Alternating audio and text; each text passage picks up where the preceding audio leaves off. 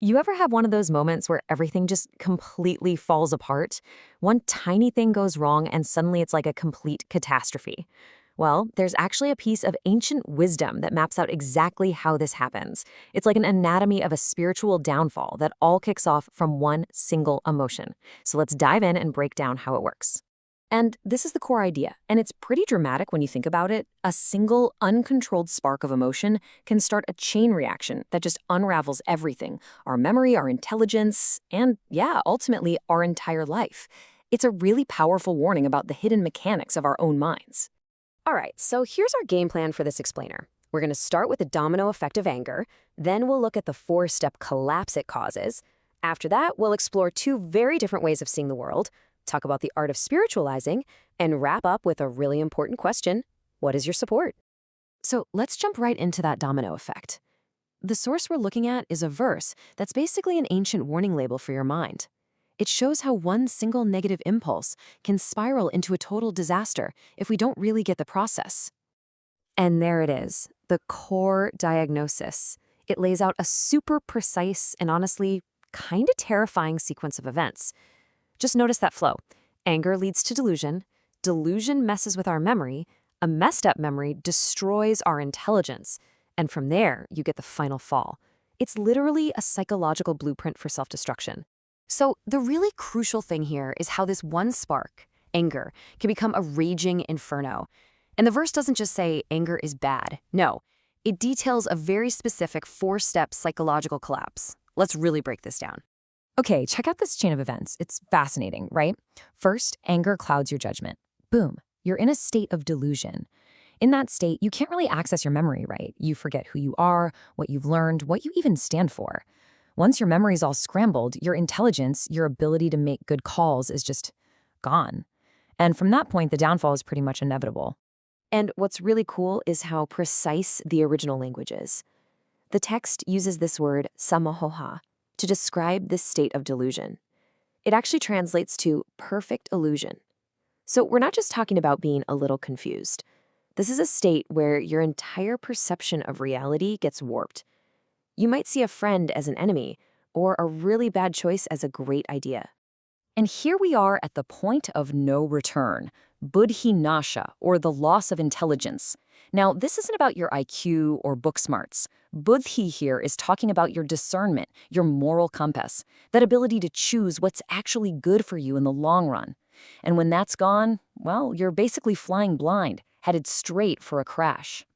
Okay, so if that's the problem, what on earth is the solution? This is where the source material pivots and gives us two totally different ways to approach life, two ways to deal with the world so you can avoid this whole collapse. And it really boils down to a choice: avoidance or engagement. This lays out the two paths so clearly. On the left, you have what the text calls artificial renunciation. It's basically trying to run away from the world, avoid anything that might be tempting. The source is pretty blunt. It calls this unstable.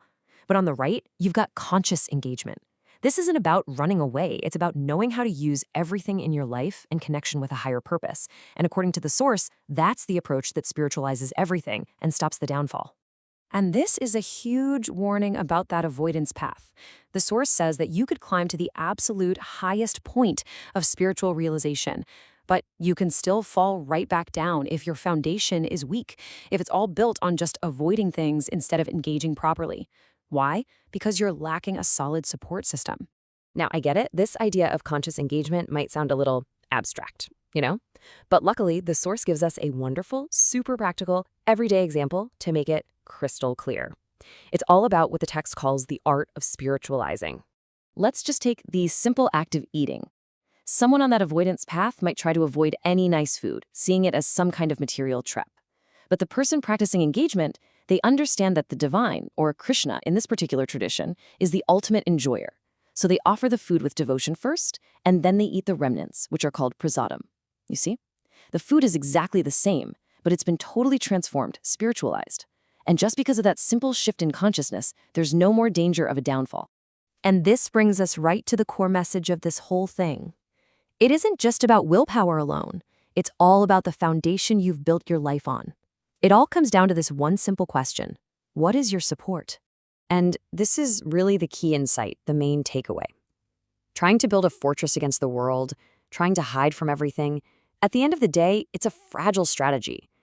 The source is arguing that real, lasting stability, the kind that can handle that initial spark of anger, comes from learning how to engage with the world purposefully, with a higher consciousness. So what is that purposeful engagement? Well, the source actually gives it a name. The antidote to that entire four-step collapse is having a support in devotional service.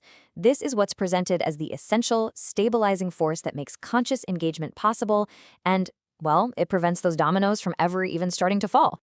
So that leaves us with a pretty profound question to think about.